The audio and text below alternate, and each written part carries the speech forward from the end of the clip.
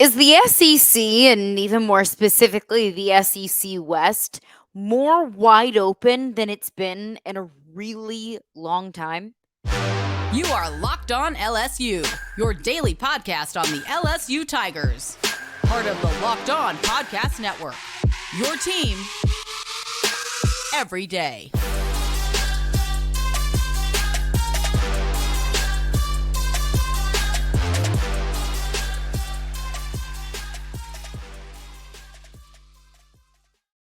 Well, thank you for making Locked On LSU your first listen every single day. We are free and available wherever you get your podcasts. Plus, don't forget, you can also check us out on YouTube as well. My name is Caroline Fenton, and I am your host, as I am every single day. You can follow me on Twitter at Caroline Fenton1. Also, follow along the podcast for updates at Locked On LSU. But let's get into it because we are now into week 3 of the college football season. First 2 games under our belts. LSU enters week 3 in SEC play on the road at Starkville this weekend. 1-1, the loss to Florida State, and a blowout win, 72-10 against Grambling over the weekend. And let's rewind to week 1. I was so frustrated with this team and the way that they looked. I was so frustrated with the fact that LSU always schedules really quality non-conference opponents in week 1. I mean, just look past like the last 10 years of LSU football. Probably 70 to 80% of week 1s were against either a Miami or a Florida State or a UCLA or a Wisconsin or whoever it might be. And I was like, this team always starts 3 steps behind everybody else who plays cupcakes. And look, I admire not just LSU, but any teams that will play quality opponents in week 1 or earlier in the season because you get a good test and you challenge your team, so on and so forth. But I thought LSU losing that game to Florida State, it puts them in a dangerous position to possibly not get where they wanted to go, or where we wanted this team to go, or we all really expected this team to go. Because entering the season, we were having conversations about LSU being a playoff team. And look, that could still happen. You could go 11-1. And don't scoff, don't roll your eyes, because now that feels maybe more tangible than it felt last week. Maybe that feels more tangible than it did over the summer. Because where the SEC is right now, the SEC is not the most dominant conference in college football. And I don't think that that's an overstatement or understatement or whatever you want to call it. I don't think it's an overstatement by any means. Because look at the last 2 weeks of SEC play. What's the most impressive win? Because I would say the most impressive win that the SEC has collected in the first 2 weeks of college football was Ole Miss on the road at Tulane, a group of 5 team that was playing with its backup quarterback. I mean, Tennessee beating Virginia. Virginia might be one of the worst teams in the FBS. That doesn't really do it for me. Auburn just narrowly beating Cal doesn't really impress me. There are not impressive wins that this conference has collected through 2 weeks, and there were plenty of opportunities to do so. I mean, A&M lost to Miami this past week, and they didn't look very good doing it. Alabama lost to Texas this past week, and again, didn't look very good doing it. Every team in the SEC West has shown itself to be vulnerable.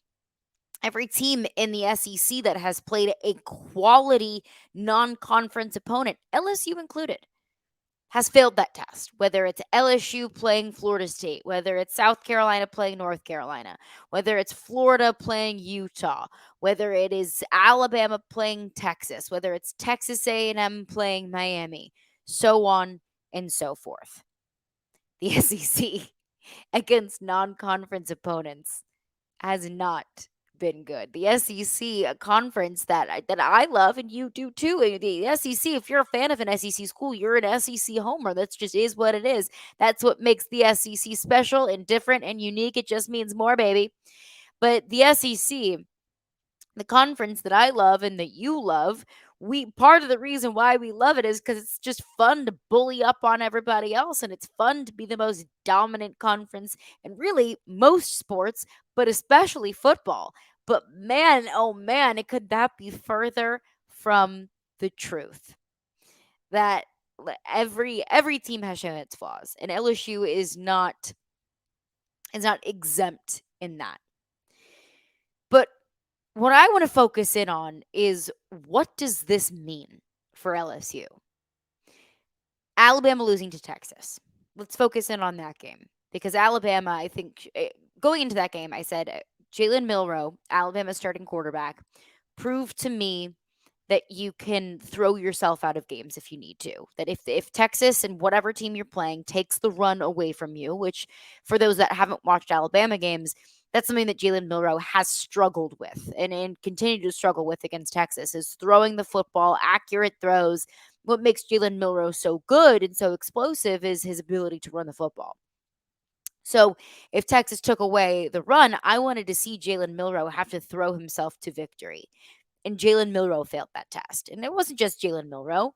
I mean, Texas's defensive line was bullying all up on Alabama's offensive line. And Alabama's defensive line couldn't get a whole lot of pressure on Quinn Ewers. Jalen Milroe turned the football over. Texas was far and beyond the better team. Think back on like every Alabama team since Nick Saban got there. Going into every season, you could name 3, 4, 5, 6, 8, 9, 10 playmakers on every single team. If it wasn't Bryce Young, it was Will Anderson. If it wasn't Devontae Smith, it was Jalen Waddle. If it wasn't Julio Jones, it was Mark Ingram. If it was, you could just go down the list of elite Alabama playmakers throughout, almost Derrick Henry, another Alabama running back in the plane, throughout Nick Saban's tenure at Alabama. They don't have that playmaker this year. And look, it is early.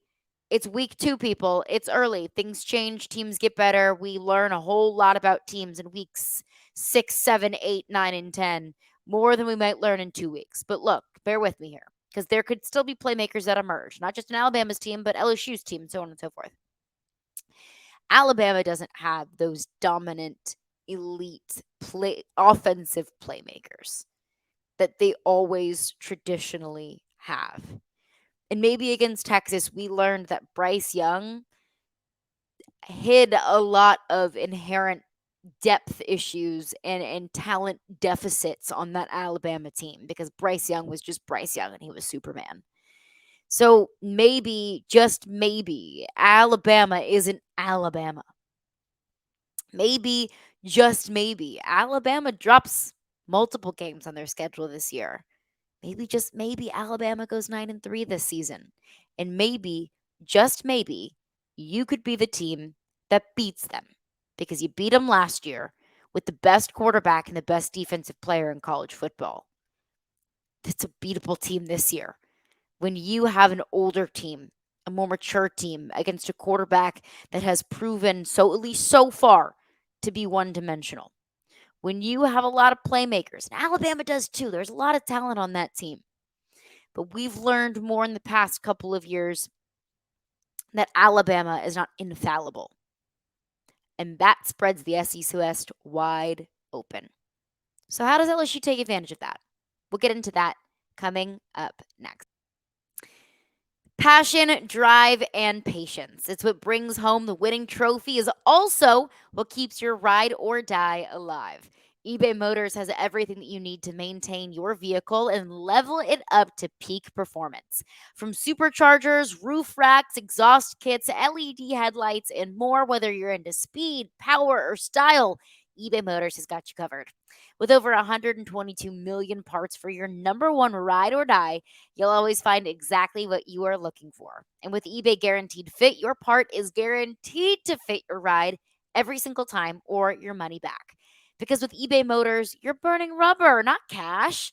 With all the parts that you need at the prices that you want, it's so easy to turn your car into the MVP and bring home that win. So keep your ride or die alive at ebay.com/motors. eBay guaranteed fit, only available to U.S. customers, eligible items only, exclusions apply. Well, thanks again for making Locked On LSU your first listen every single day. We are free and available wherever you get your podcasts. And hey, college football season is here. And this season, Locked On is kicking up our coverage with Locked On College Football Kickoff Live. Each Friday, Locked On will go live from 11 a.m. to 1 p.m. Eastern on every Locked On College YouTube channel. College Football Kickoff Live will cover playoff implications, the conference rivalry games, and go in depth like only Locked On can, including insight and analysis from our staple of Locked On College hosts covering their team every day. So find Locked On College Football Kickoff Live every Friday from 11 a.m. to 1 p.m. Eastern. That is 10 a.m. to noon local Baton Rouge time on any Locked On College YouTube channel. You will not want to miss it. So just a heads up, that will be on the Locked On LSU YouTube channel every Friday in the mid-afternoon. So the SEC is struggling now, and as an SEC homer, I think of that and say, yikes, well, that's not a very good look for a conference that already has had a target on its back for being the most dominant conference in all of college football, and also a target on its back for basically being responsible for the massive conference realignment and changes that are happening in college football. Of course, the first domino to fall was Texas and Oklahoma to the SEC, and then it was USC and UCLA to the Big Ten, and now it's all madness and craziness, and the Pac-12 is done, and the Big 12 has like 37 schools in it. It's crazy. It's madness. So, the SEC for the longest, really for forever, has been the hunter. But man, the past couple of weeks, the SEC feels like it's the hunted, rather. And I don't know what the reason for that is. Just a down year for the SEC, maybe several programs in limbo, whether it's coaching changes or quarterback changes. Maybe the quality of play from quarterbacks in the SEC is just not really what it used to be. You had two quarterbacks in the SEC go in the top 4 picks of the NFL draft this past season with Bryce Young and Anthony Richardson. You had Hendon Hooker get picked later in the draft. So you're replacing a lot of starting quarterbacks. You don't have a whole lot of retention across the league. I mean, it's something that I talk about all the time with LSU, especially going into the season, was LSU was the only team, one of 2 teams in the SEC that returned both coordinators and a quarterback. The only other team to do that is Vanderbilt. So you had so much change, so much shakeup, both personnel-wise and coaching staff-wise. I think part of the reason of that is the transfer portal that, really historically, the big only got bigger when it came to recruiting. That programs like LSU, programs like Alabama, programs like Michigan and Ohio State, they would just get the best players, and the rest of the players that weren't those 4-star, 5-star elite talent, top talent in the country would go elsewhere, and that just left the big men at the top and everybody else to just fend for themselves and hope that they can fall into a solid bowl game. Now, within the transfer portal, it's all bets are off. I mean, look at what Deion Sanders is doing at Colorado. Colorado won 2 games last year, and Colorado is now 2-0 through 2 weeks. Deion Sanders built that entire program, that entire roster through the transfer portal. So it's just a different age and a different era of college football where you build teams different ways. And maybe you're starting to see the effects of that. That now it's no longer just the big stay big. Maybe the big have to work even harder at staying big. And sometimes you have to feel the effects of that. Sometimes the small can get bigger. Like, for example, with Colorado. So how can LSU take advantage of that? Of an SEC that through 2 weeks looks to really struggle. I mentioned Alabama, their quarterback woes, their lines, both lines of scrimmage are struggling. Texas A&M is another team that lost to Miami over the weekend and didn't look particularly good doing it. Now, I believe in Connor Wegman. I believe in that quarterback. But really, other than that, Texas A&M's defense was atrocious. That's a beatable team. Alabama is a beatable team. I mean, Ole Miss was trailing a majority of the first half against Tulane, and Tulane didn't even have their starting quarterback. Credit to Jackson Dart and credit to that defense and their second half performance against Tulane to be able to pull that win out. But that's not necessarily a win that makes me shake in my boots and think that Ole Miss is some sort of juggernaut in the SEC West that can just run the table. That's a beatable team. Auburn struggled to squeak out a win against Cal. Mississippi State went to overtime against Arizona. I mean, I'm not talking about Ohio State here. I'm not talking about USC with the reigning Heisman Trophy winner. Like, I'm talking about teams that might not be in the top half of their conferences in Cal and Arizona. I'm talking about a Tulane team that's not even a Power 5 conference. And look, Tulane's a solid team now, but they didn't even have their starting quarterback. Like, these are teams that are struggling mightily. And you're one of them. You lost to Florida State. But also, Florida State's looking like a much better team than I think I expected. I'm not going to say all of us expected because you may have expected them to be pretty good. I'm going to say I didn't expect them to be one of the top 3, top 4 teams in college football, but they have proven me wrong, at least through 2 weeks. So when I look at it, when I look at LSU's schedule, when I went into this season, yes, it's hard. Yes, it's a juggernaut. Yes, it's going to be difficult because it's the SEC West and you play Alabama and you play Auburn and you play Ole Miss and you play Mississippi State, you play Arkansas and you play Florida. Florida's another team that just honestly just looks like they stink. My goodness. But every year your schedule is going to be hard. Going into the season, you get Missouri instead of Tennessee. That schedule is going to inherently be easier than what you had last season. But still, it's a tough schedule. The way that I look at the outlook for the rest of LSU schedule and the way that I view, how the rest of the season could go, I think it's a lot less intimidating now than it was 3 weeks ago. Because Alabama doesn't look like the Alabama that we know. Texas A&M, like I said, they look like a beatable team. LSU just needs to take care of business. There are a lot of teams in transition in the SEC West. Auburn is one of them. It feels like Texas A&M might still have a few steps to take before they can be Texas A&M. Alabama looks like they're in quarterback limbo at the moment. The coordinator limbo perhaps as well with Tommy Rees in his first season as a play caller. What you need to do is just take care of your business. Is just to beat Mississippi State this weekend, continue to get better week after week, and hope that you can kind of take advantage of an SEC West that's simply not the juggernaut that we are used to the SEC West being, frankly.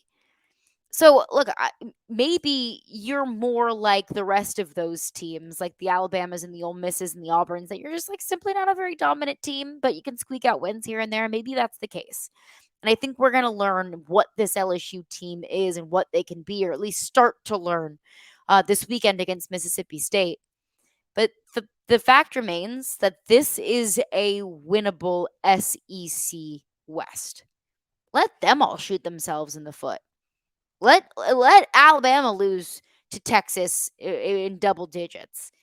Let Texas A&M's defense give up a cajillion yards to Tyler Van Dyke in Miami. Play clean football. Do what you need to do. You got that Florida State loss, and that was embarrassing, and that's a splotch on your schedule. But moving forward, you have the opportunity to run the table. Let yourself do it and let everyone else shoot themselves in the foot. Let's get into your questions coming up next because it is, in fact, a Mailbag Wednesday. So we'll get right into your questions on the other side. So I want to tell you about Jace Medical. So I'll rewind to 2020. So in 2020, during the height of the COVID pandemic, I was living in Connecticut at the time, and I moved back in with my parents just to be home, to be safe, to not be alone. So I was living with my parents for a few months during COVID, but that left me away from my primary care physician. That left me away from a normal pharmacist, and I was left, since I was there for so long, I was there for so many months, I was left without access to my pharmaceuticals, and I was left without access to my doctor to write me another prescription. So that's when I went to Jace Medical. The Jace case provides 5 life-saving antibiotics for emergency use. And all it takes to get a Jace case is to fill out a simple online form. And in some cases, just jump on a quick call with one of the board certified physicians, and you can save yourself, whether you're on the road, if you're on vacation, if you don't have access to a doctor.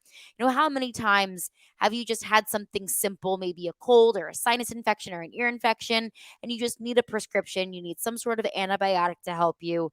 But it's like, yeah, the doctor can see you in 13 to 14 business days. Like, no, no, no, no, no. I need the help right now. So Jace Medical will help you out with that. It is so simple. Just go online, fill out a form, and then get your prescription, your life saving medications right to your door. The Jace case gives you peace of mind so that you are not just hoping that you have access to medication in an emergency. Jace Medical makes sure that you have the medication in hand. Save more than $360 by getting these life-saving antibiotics with Jace Medical, plus an additional $20 off by using my code LOCKED ON. All one word, LOCKEDON, at checkout on jacemedical.com. That's JASE medical.com. Well, thanks again for making Locked On LSU your first listen every single day. Coming up on tomorrow's edition of Locked On LSU, we'll have a full preview of LSU hitting the road at Mississippi State. What Zach Arnett, Mississippi State head coach, had to say about his impression of the Tigers, how they plan to stop Jaden Daniels with a full Mississippi State preview. Also, just heads up, this is not, if you thought you knew Mississippi State football, this is a completely brand new looking team. So full behind enemy lines, if you will, coming up on tomorrow's edition of Locked On LSU. But it is a Mailbag Wednesday, so we'll get into some of your questions. Appreciate everybody for sending those questions in. You can send them in every week on Twitter at CarolineFenton1, or you can send them in at Locked On LSU. And of course, if you're watching on the YouTube page, you can comment below on Locked On LSU. But Ryan sends in a question on Twitter, DM'd me, so you can absolutely do that. Sends in a question on Twitter about my evaluation of the wide receiving core so far through 2 weeks. Look, against Grambling, I thought Brian Thomas had a heck of a game. He had a drop early, and that is a concern. That absolutely is a concern that has trickled over from the Florida State game when so many times, we talk about how Jaden Daniels struggles as a passer at times, and that is 100% correct in a fair evaluation of Jaden Daniels. But there were also so many instances against Florida State where either Brian Thomas or Kyron Lacey got hit right in the hands or got hit with catchable balls, and they just simply did not come down with those catches. I mean, I don't care if you're playing I don't care if you're playing Florida State. I don't care if you're playing Alabama. I don't care who you're playing. Whether it's the easiest team in the world to beat or the hardest team in the world to beat, you have to come down with those catches, especially when, the passing game was struggling as much as it was against Florida State. So that is one aspect of the wide receiving core that is going to be kind of at the forefront of my mind to make sure that, those drops aren't happening. So Brian Thomas had the early drop against Grambling. But really, I mean, other than that, I thought he had a solid day. Pulling up his stat line here. He was 6 for 78 and 2 touchdowns. Malik Neighbors, your leading receiver on the day, 5 receptions for 87 yards and a touchdown. I'm not concerned about Malik Neighbors. Malik Neighbors is as advertised. The communication between he and Jaden Daniels was frustrating against Florida State. You saw when LSU was in the red zone and Jaden Daniels targeted Malik Neighbors several times, and you could see Malik Neighbors like pointing up, like, hey, you threw this ball right in the back of the defender. I need this to pop up a little bit, which would have been ultimately a touchdown. So the communication is something that will grow and improve throughout the season. Would it have been great if it was coming out firing on all cylinders week one, especially after having a full season to build that chemistry and to clarify all of that communication? Yes, absolutely. But again, that's behind us. Moving forward to Mississippi State, just making sure that communication and all of those wrinkles are ironed out. One thing, I like seeing a good bit of Aaron Anderson. He's going to be more of a special teams highlight. I want to see more of him. I also want to see Shelton Sampson. That's not somebody that we've talked about enough. And Brian Kelly said he's just not quite ready yet. But Shelton Sampson, of course, the 5-star receiver from Catholic High in the 2023 class. If he's not ready, he's not ready. And that's the coaching staff's decision. But I would really like to see him hit the field at some point throughout this season. Give this receiving room a little bit of youth, a little bit of boost. Let him, kind of knock those rookie nerves off just a little bit. Another question, and this was the theme of the Grambling game, was what is your concern level of the defense? Now look, that first half against Grambling, it was concerning because you gave up 300 something yards to Grambling on the ground and in the air. You can't be doing that, especially when you've got SEC play coming up this week. And credit to the defense for making those adjustments. They started in a 4-3, and then they started to put up a little bit more pressure on the defensive front to try and stuff the run and get more pressure on Miles Crawley, Grambling's quarterback, and that worked. And at that point, Grambling, just punted the rest of the game. But still, that's something that is unacceptable from a defense, more specifically a defensive front that just has so much talent on it. Secondary, a concern. Absolutely. It was a concern. It is a concern. It will continue to be a concern. But, a defensive line with that much size and athleticism and just pure talent, you can't be doing that, and you can't afford to give up that many opportunities in SEC play. So concern level for the defense in the first half was like a 12 out of 10. Seeing those adjustments, it's still going to be something that I focus on early in games because LSU, it was a theme of this team last year. They got off to slow starts. Can't be doing that this year. Not going to be getting a whole lot of gimmies. So they did what they needed to do after they didn't do what they needed to do, if that makes sense. So take that with, I think I just take it at surface level. Defense didn't look good, and then they did. So not too overly concerned about the defensive front, but am concerned about the secondary. But that's going to do it for me today. Thank you for making Locked On LSU your first listen every single day. Again, coming up on tomorrow's edition of Locked On LSU, we'll have a full Mississippi State preview.